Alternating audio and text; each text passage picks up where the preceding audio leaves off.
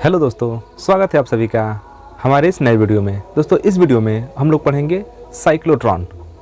Class 12 physics के विद्युत धारा के चुंबकीय प्रभाव एवं चुंबकत्व नामक यूनिट का सबसे महत्वपूर्ण टॉपिक है साइक्लोट्रॉन। और ये टॉपिक जो है बोर्ड परीक्षा की दृष्टि से भी बहुत ही महत्वपूर्ण है। तो इस टॉपिक को शुरू करते हैं। साइक्लोट्रॉन एक ऐसी युक्ति है, एक ऐसी डिवाइस है जिसके द्वारा हम किसी भी धनावेशित कण जैसे अल्फा कण हो गया, प्रोटॉन हो गया, न्यूट्रॉन हो गया, इन सब की स्पीड को क्या करते हैं, बढ़ाते हैं। मतलब हम छोटे शब्द में कहें कि साइक्लोट्रॉन एक त्वरक है। साइक्लोट्रॉन क्या करता है, धनावेशित कणों के वेग को बढ़ा देता है, उसको त्वरित कर देता है। साइक्लोट्रॉन की जो खोज है, आविष्कार है, वो प्रोफेसर E.O. लॉरेंस एवं लिविंगस्टोन जो उनके सहयोगी थे उन्होंने किया था। और ये बर्कले इंस्टीट्यूट ऑफ कैलिफोर्निया के प्रोफेसर थे। बर्कले इंस्टीट्यूट ऑफ कैलिफोर्निया, वहाँ के दोनों प्रोफेसर थे। इसमें जो मुख्य थे वो E.O. लॉरेंस थे और उनके एक सहयोगी थे लिविंगस्टोन। तीन दोनों ने मिलकर सन 1932 में साइक्लोट्रॉन का आविष्कार किया। साइक्लोट्रॉन करता क्या है, तो साइक्लोट्रॉन धनावेशित कणों की स्पीड को क्या कर देता है, बढ़ा देता है। ये एक तरह का स्पीड बूस्टर है, त्वरक है। स्पीड को क्या कर देता है, बढ़ा देता है। जैसे कि धनावेशित कण का, जैसे मान लीजिए कि एक स्थान से दूसरे स्थान तक किसी काम के लिए हमको भेजना है, तो उसको कितना स्पीड से भेजना है। अगर उसको हैवी स्पीड से भेजना है, ज़्यादा अधिक गति से भेजना है, तो उसके लिए हम साइक्लोट्रॉन का प्रयोग करते हैं। तो कुल मिला के सीधा समझिए कि साइक्लोट्रॉन एक ऐसी युक्ति है जो किसी भी धनावेशित कणों के वेग को क्या कर देता है, बढ़ा देता है। इसका खोज प्रोफेसर इसका जो आविष्कार है प्रोफेसर E.O. लॉरेंस एवं लिविंगस्टोन जो उनके सहयोगी थे, बर्कले इंस्टीट्यूट ऑफ कैलिफोर्निया में सन 1932 में किया था। और इस रिसर्च के लिए, इस आविष्कार के लिए सन 1939 में इनको नोबेल पुरस्कार से भी सम्मानित किया गया। तो अब हम समझते हैं कि साइक्लोट्रॉन काम कैसे करता है, इसका संरचना क्या है और इसकी कार्यविधि क्या है। तो आइए एक एक करके हम समझते हैं।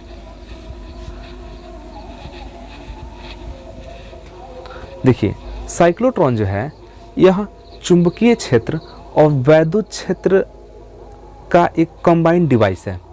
मतलब कि साइक्लोट्रॉन का जो कार्य करने का तरीका है वो चुंबकीय क्षेत्र और वैद्युत क्षेत्र दोनों को मिलाकर है। मतलब साइक्लोट्रॉन में चुंबकीय क्षेत्र भी होता है, साइक्लोट्रॉन में वैद्युत क्षेत्र भी होता है, और यहाँ पर दोनों का कॉम्बिनेशन देखने को मिलता है। देखिए, जो साइक्लोट्रॉन होता है, साइक्लोट्रॉन में क्या होता है कि दो धातु के खोखले डी आकार के पात्र होते हैं। धातु के खोखले डी आकार के पात्र होते हैं और इन डी आकार के पात्रों को हम चुंबकीय क्षेत्र में रख देते हैं। तो हमने यहाँ पर चुंबकीय क्षेत्र दिखाया है। यहाँ पर नॉर्थ जो चुंबक है उसका नॉर्थ पोल इधर दिखाया है, हमने यहाँ पर साउथ पोल दिखाया है। और आप जानते हैं कि जो चुंबकीय बल रेखाएं हैं वो नॉर्थ से निकलकर साउथ में प्रवेश करती हैं। नॉर्थ से निकल कहाँ प्रवेश करती हैं, साउथ में प्रवेश करती हैं। इसका मतलब कि जो चुंबकीय बल रेखाएं होंगी, यहाँ पर जो चुंबकीय क्षेत्र होगा वह इस डीज के संपर्क में होगा। डीज यहाँ पर देखिए हम किसे कहे हैं, जो धातु का दो खोखला डी आकार का जो पात्र लिया गया है, जिसको हम D1 और D2 कहते हैं, इसका ही नाम क्या है, डीज है। क्योंकि डी आकार का है तो इसको क्या बोलते हैं, डीज बोलते हैं। अब ये जो डीज होता है यह एक AC दोलित्र AC सोर्स से जुड़ा होता है, AC ऑक्सीलेटर से जुड़ा होता है। कुल मिलाकर समझिए AC करंट से जुड़ा होता है। दोलित्र का काम क्या है हम लोग आगे अभी समझेंगे इसमें। तो दो धातु के डी आकार के खोखले पात्र होते हैं जिनको AC करंट से जोड़ दिया जाता है और इन्हें चुंबकीय क्षेत्र में चुंबकीय क्षेत्र के लंबवत रखा जाता है। अब लंबवत रखने का मतलब क्या है, इसको थोड़ा समझते हैं। यहाँ पर देखिए, तो जो चुंबक है उसका नॉर्थ पोल ऊपर है, साउथ पोल कहाँ है, नीचे है। मतलब कि ये चुंबक है और इसका नॉर्थ पोल ऊपर है और साउथ पोल कहाँ है, नीचे है। जैसे मान लीजिए कि इसी को मान लेते हैं, ये नॉर्थ पोल है, ये साउथ पोल है, इस तरह से है, चुंबक लगा हुआ है। और जो बीच में एक गैप देख रहे हैं, इसी गैप में दो ये डी आकार के पात्र रखे गए हैं। वो कुछ इस प्रकार से हैं, इस प्रकार से ये दो डी आकार के पात्र इस तरह से हैं, और ऊपर से चुंबकीय बल रेखाएं जा रही हैं नीचे की तरफ। तो ये ठीक लंबवत रखे गए हैं, मतलब कि जो बी है चुंबकीय क्षेत्र है वो डीज के कैसा है, तो लंबवत है। तो यहाँ पर चुंबकीय क्षेत्र कैसा है, लंबवत है। तो इसी को थोड़ा सा हम दूसरे एंगल से बनाकर देख रहे हैं। देखिए यहाँ पर जो चुंबकीय क्षेत्र है वो कैसा है, लंबवत है। अब ध्यान देना, इसको अगर उठाकर इधर से देखा जाए तो जो चुंबकीय क्षेत्र, इसको उठा लीजिए इधर, और इधर से अगर देखिए तो चुंबकीय क्षेत्र की जो बल रेखाएं हैं, चुंबकीय क्षेत्र की दिशा है वो कहाँ होगी, अंदर की तरफ होगी। और उसी अंदर की तरफ उन दिशाओं को हम क्रॉस से दिखा देते हैं। किससे दिखा देते हैं, क्रॉस से। आपको थोड़ा सा इस टॉपिक को ध्यान से समझना है, पूरा कंसेप्टुअल ये टॉपिक है।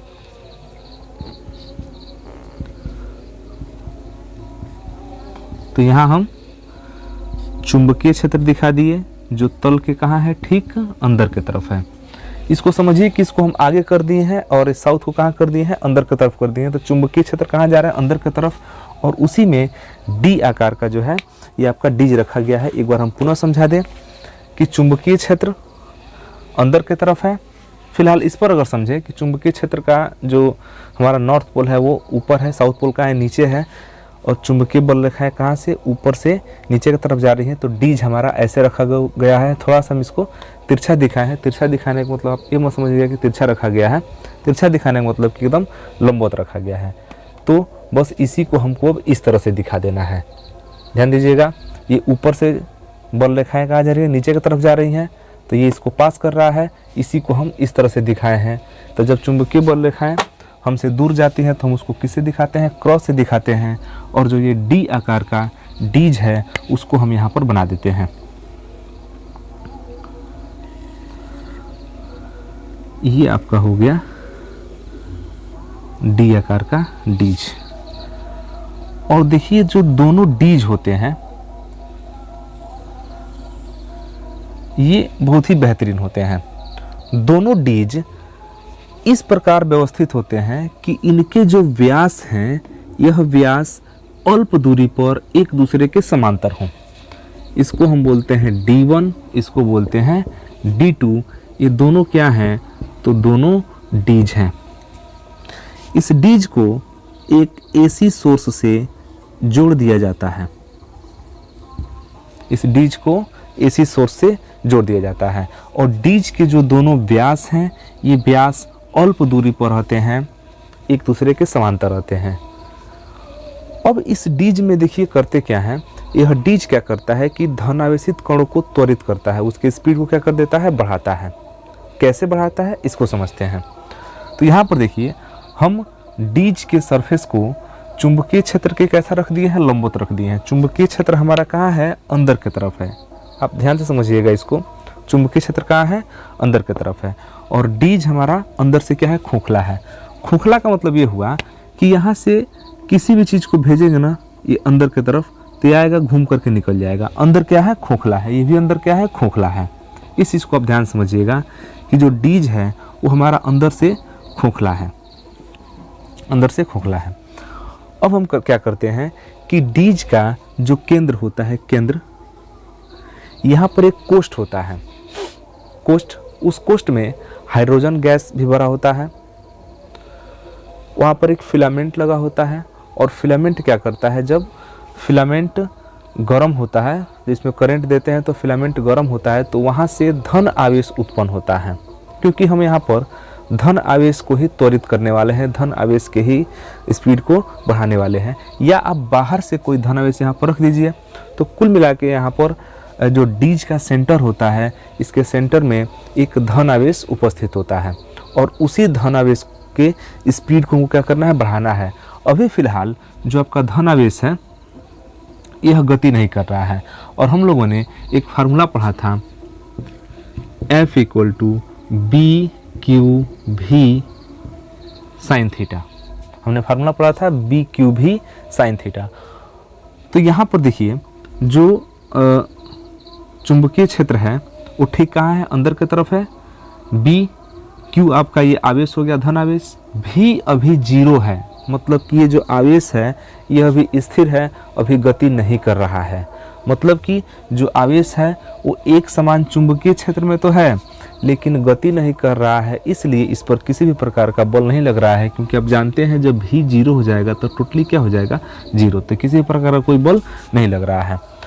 अब होता क्या है कि इसी आवेश को, जो आपका धन आवेश है, इसी आवेश को हमको गति कराकर इसका स्पीड क्या करना होता है, बढ़ाना होता है। तो इसके लिए हम क्या करते हैं कि जो आपका डीज है, डीज में एसी करंट दे देते हैं। और ध्यान दीजिएगा इस एसी करंट में यहाँ पर एक 2 लीटर सेट करते हैं।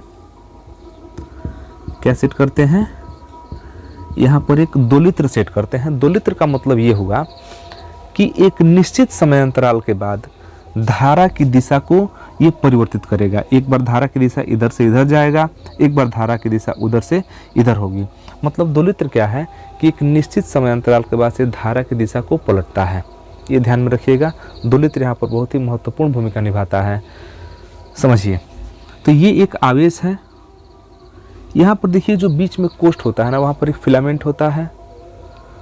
वह फिलामेंट क्या करता है, गर्म होकर वहाँ से धन आवेश उत्पन्न करता है। कुल मिला के यहाँ पर बीच में धन आवेश उत्पन्न करने के लिए व्यवस्थाएं लगी होती हैं, और नहीं तो बाहर से किसी आवेश को यहाँ पर रख दिया जाता है। इस डीज, ये जो आपका पूरा साइक्लोट्रॉन है, इसका मुख्य काम क्या है, ये धन आवेश को क्या कर देता है, त्वरित कर देता है, उसकी स्पीड को बढ़ा देता है। तो यहाँ पर एक हमारे पास इसके सेंटर पर क्या हमने रख दिया, धन आवेश रख दिया। अब हम क्या किए हैं कि इसमें एसी करंट दे दिए। एसी करंट हम जब देंगे इसमें, तो इस डीज, चूँकि आपका डीज कैसा है, चालक है, और जब डीज चालक है, इसमें जब धारा जाएगा तो यह चालक है, इसमें धारा जा रहा है, तो इसके चारों ओर वैद्युत क्षेत्र उत्पन्न होगा। चारों ओर क्या उत्पन्न होगा, वैद्युत क्षेत्र उत्पन्न होगा। और जब वैद्युत क्षेत्र उत्पन्न होगा तो ये आवेश है, और आप लोगों ने पढ़ा है कि आवेश के चारों ओर भी क्या होता है, वैद्युत क्षेत्र होता है। तो आवेश है, इसके चारों ओर वैद्युत क्षेत्र है, हमने डीज में करंट दिया तो उस करंट के कारण भी वैद्युत क्षेत्र उत्पन्न हुआ। तो जब 2 वैद्युत क्षेत्र होंगे तो यहाँ पर कोई ना कोई बल काम करेगा। वो आकर्षण बल भी हो सकता है, वो प्रतिकर्षण बल भी हो सकता है। तो जब यहाँ पर हम करंट देंगे तो ये ऑक्सीलेटर क्या करेगा, इस डीज को प्लस बना देगा, इस डीज को माइनस, क्योंकि आप जानते हैं जब प्लस माइनस रहेगा तो करंट फ्लो होगा। तो करंट फ्लो के दौरान ये क्या करेगा, ये डीज प्लस हो जाएगा और ये डीज क्या हो जाएगा, माइनस हो जाएगा। अब जैसे ही ये डीज प्लस हुआ तो खुद ही ये धन आवेश है। अब जब धन आवेश है तो इसको क्या करेगा, धक्का देगा, क्योंकि आप जानते हैं कि धन और धन में क्या होता है, प्रतिकर्षण होता है। तो ये इसको धक्का देगा। और आपको ध्यान देना है कि जो चुंबकीय क्षेत्र है वो अंदर की तरफ है, और जो इस पर आवेश पर ये जो बल लग रहा है, धक्का लग रहा है, वो इस दिशा में लग रहा है। मतलब आवेश इधर गति करेगा, किस वेग से, भी वेग से। तो अब ये ध्यान देना है कि जो आपका चुंबकीय क्षेत्र है वो अंदर की तरफ है और आवेश इधर गति कर रहा है। मतलब कि जो कोण बन रहा है वो 90 डिग्री, और 90 डिग्री मतलब कि थीटा कितना हो गया, 90, और जब साइन थीटा 90 तो साइन 90 1, इसको छोड़ दीजिए। अब जो बल लगेगा वो लगेगा बी क्यू भी। बल कैसा लगेगा, तो बी क्यू भी बल लगेगा। अब ध्यान दीजिएगा, यहाँ पर चुंबकीय क्षेत्र अंदर की तरफ है, और जैसे ही हमने इसमें करंट दिया तो डीज हमारा धन आवेश हुआ, यह डीज ऋण आवेश हुआ।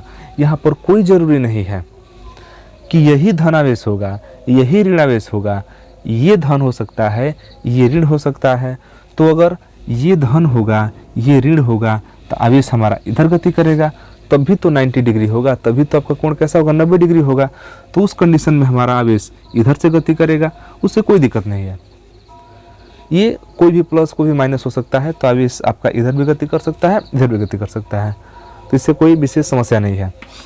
तो हम मान लेते हैं कि फर्स्ट वाले कंडीशन में ये प्लस हो गया, ये क्या हो गया, माइनस हो गया। अब जब ये प्लस हुआ डीज आपका क्या हो गया, प्लस हो गया, तो प्लस इस प्लस को क्या करेगा, धक्का देगा। धक्का देगा तो यह चुंबकीय क्षेत्र के लंबवत गति करेगा, चुंबकीय क्षेत्र अंदर की तरफ है और आवेश इस दिशा में गति करेगा तो लंबवत गति करेगा। और हम लोगों ने पिछले वीडियो में पढ़ा है कि जब किसी चुंबकीय क्षेत्र में कोई आवेशित कण लंबवत गति करता है तो वह वृत्ताकार पथ पर घूमता है। किसी चुंबकीय क्षेत्र में कोई भी आवेशित कण लंबवत गति करता है तो वृत्ताकार पथ पर घूमता है। इसके लिए हमने पिछले एक वीडियो बना दिया है, आप उस वीडियो को जरूर देख लें। उस वीडियो को देख लेंगे तो ये टॉपिक बहुत अच्छे से क्लियर हो जाएगा। तो यहाँ पर एक समान चुंबकीय क्षेत्र में अभी ये आवेश गति करना चालू किया तो ये जो एक समान चुंबकीय क्षेत्र था वो क्या करेगा, इस कण को वृत्ताकार पथ दे देगा। इस कण को वृत्ताकार पथ दे देगा। तो एक कण किस तरह से गति करेगा, एक कण वृत्ताकार गति करना चालू करेगा। लेकिन जैसे ही कण यहाँ से वृत्ताकार गति के आधे चक्कर तक पहुँचेगा, मतलब वृत्ताकार गति करने के दौरान ये आधा चक्कर लगाएगा, ये ऑक्सीलेटर, ये दोलित्र क्या करेगा कि अब इस डिज को माइनस और इस डिज को प्लस बना देगा। यही तो इसका मुख्य काम है ऑक्सीलेटर का, कि समय समय पर प्लस माइनस चेंज करता रहेगा। तो जैसे ही कण आधा चक्कर घूमा तुरंत ये डिज माइनस, ये डिज प्लस। अब ये प्लस हो गया और फिर से यह प्लस इस धन आवेश पर फिर से क्या करेगा, एक बल लगाएगा। ध्यान दीजिए, पहले उधर से बल लगा तो आधा चक्कर यहाँ हुआ। जैसे ही कण हमारा आधा चक्कर पूरा करके यहाँ पर आया, ये डिज प्लस हो गया, वो डिज माइनस हो गया और फिर से ये दोबारा बल लगाएगा। तो इसके पास कुछ स्पीड था, तब तक ये फिर से बल लगा दिया, उसका स्पीड और क्या हो जाएगा, बढ़ जाएगा। और जैसे ही उसका स्पीड बढ़ेगा उसकी त्रिज्या भी बढ़ जाएगी और अगली बार ये थोड़ा सा बड़े पथ पर, बड़े त्रिज्या पर गति करेगा। ध्यान दीजिएगा, शुरुआत में इसका वेग क्या था, 0 था। हमने इसमें करंट दिया तो यह डीज आपका प्लस, यह डीज कैसा हुआ, माइनस हुआ। चूंकि ये धनावेश है और ये डीज भी कैसा हो गया, धनावेश हो गया, तो यह धन इस धन को प्रतिकर्षित करेगा और प्रतिकर्षित करेगा, बस ये गति करना शुरू करेगा। तो चूंकि ये गति जो है चुंबकीय क्षेत्र के लंबवत दिशा में हो रहा है, इसलिए चुंबकीय क्षेत्र इस आवेशित कण को वृत्ताकार पथ देगा। जब वृत्ताकार पथ देगा तो ये कण वृत्ताकार पथ पर गति करेगा। जैसे ही कण ये वृत्ताकार पथ पर गति करके आधा चक्कर पूरा करेगा, ये ऑक्सीलेटर क्या करेगा, इस प्लस वाले डीज को माइनस और माइनस वाले को प्लस बना देगा।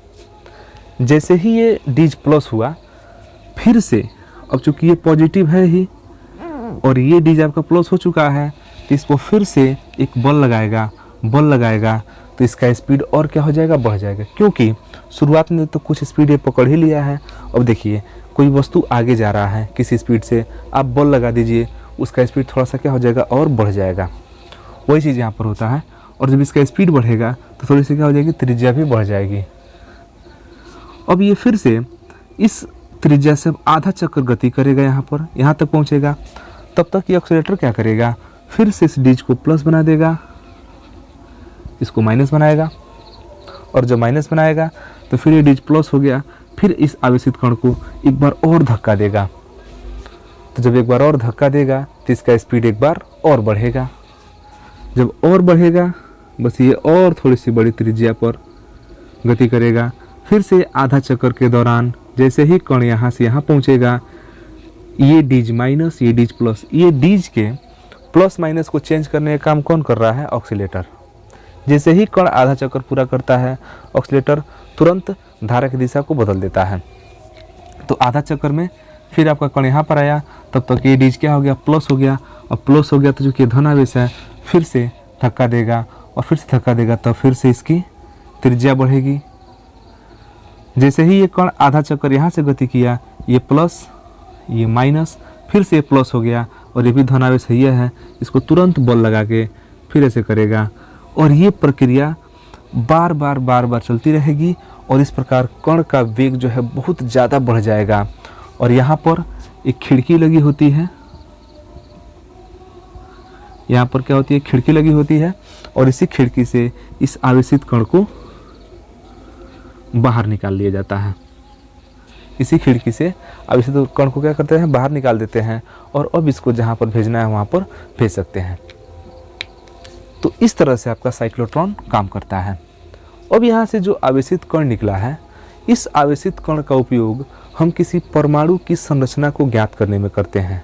जैसा कि आपने सुना होगा कि रदरफोर्ड का अल्फा कण प्रकीर्णन प्रयोग, रदरफोर्ड ने स्वर्ण धातु की एक पतली पन्नी पर अल्फा कणों की बमबारी कराई। तो आज की डेट में अगर ये एक्सपेरिमेंट करना हो, दोबारा अल्फा कणों की बमबारी कराना हो, तो हम क्या करेंगे, यहीं से अल्फा कणों को हाई स्पीड पर घुमा कर क्या करेंगे, भेजेंगे। तो एक तरह समझ लीजिए, यह धनावेशित कणों के लिए क्या है, गन है, बंदूक है, जो धनावेशित कणों को बहुत हाई स्पीड से निकाल के कहाँ भेजता है, बाहर की तरफ भेजता है।